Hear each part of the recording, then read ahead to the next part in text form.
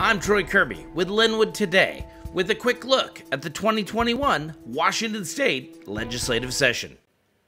For 2 days, House lawmakers debated Engrossed Substitute Senate Bill 5096, which would create a capital gains tax on those selling stocks, bonds, and would apply to the sale of businesses.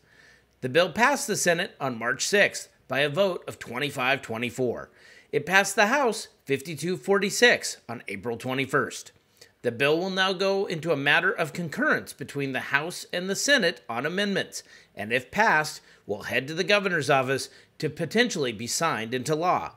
This legislation is controversial, as it has failed by referendum 10 times and is illegal by the state's constitution, and will likely wind up as a state Supreme Court matter prior to implementation.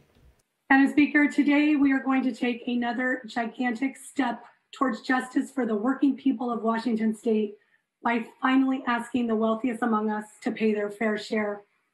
And we will do that, Madam Speaker, with the passage of this capital gains excise tax on the extraordinary profits from stocks, bonds, and other capital assets. The empty promise of this bill is that the money collected is for childcare and early learning. Yet the majority rejected an amendment that dedicated the funds to an account established for this very purpose that literally sits empty in the current budget. I'm voting yes because not a single piece of real estate in the state will be affected by this tax. Not a single middle-class family will be affected by this tax. In our free enterprise, free market society, people invest in the stock market. Companies take those investments and they grow their businesses, and then they, through the growth and prosperity of those businesses, they hire and employ many people and provide many more family wage jobs. And then people create prosperity through the sale of those stocks when those businesses grow and prosper, so everybody wins. Madam Speaker, people and stock markets all around this world watch our U.S. stock market because we're the richest, most wealthy, most prosperous nation in the world. And when our stock market works well, the whole world works well. So it's very important that our stock market continue to grow and prosper. Yet during the pandemic, the wealthiest in our state got even wealthier. They earned an extra $151 billion. That's almost 3 times the amount of our entire state operating budget. This proposal is not just about raising revenue, Speaker, but about how we raise that money and from whom we raise it and how we spend it.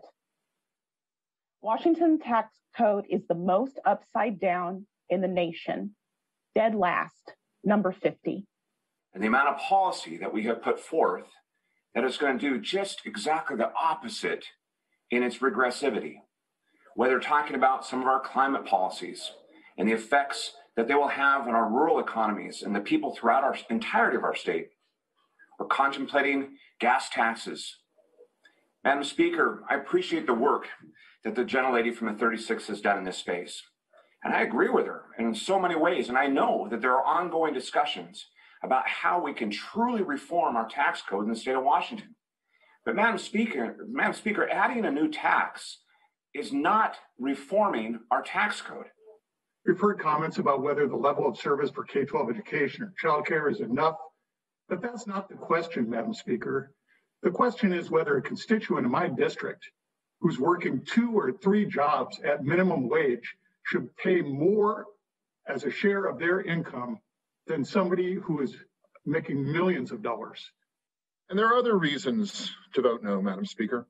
As you know, Article 7 of our state's constitution is the part that talks about taxes in the state of Washington. And right at the start of Article 7, right at the beginning of Section 1, the Constitution says that all taxes shall be uniform upon the same class of property. In the discussion last night, there was a lot of talk about transparency. To all that rhetoric, let me bring a measure of reality. You can't have transparency without vision. This legislation, this vision, is inclusive and beneficial to a great many, not just the lucky few. And the facts are, the governor's own budget this year has a 9% capital gains income tax on people earning $25,000. $50,000 if you file jointly. Madam Speaker, that's the facts if this policy passes, that the governor wants to bring it down to $25,000 and 9%. Number two, the good lady spoke yesterday on facts. She said, why are we going to have something as important as childcare based on the voters? Yet Washington State's education system is based on levies and bonds of the voters. Madam Speaker, if this policy passes, the voters can't vote on it, and the governor in his own budget wants 9% at $25,000. Now, Madam Speaker, we need childcare, and yet we have not set any parameters or goals, any facts. Whether by accident or intent, our current tax structure reinforces structural advantages for wealthy white people and in turn disadvantages everyone else. So we've helped out the bottom 420,000 and we've taxed the highest 0.5%. But what about the 7 million Washingtonians in the middle? If the tax code is unfair and upside down for them today, and their taxes are neither going up nor down tomorrow, how have we helped them? Thank you for watching the Daily Legislative Report by Lynnwood Today, covering the 2021 legislative session.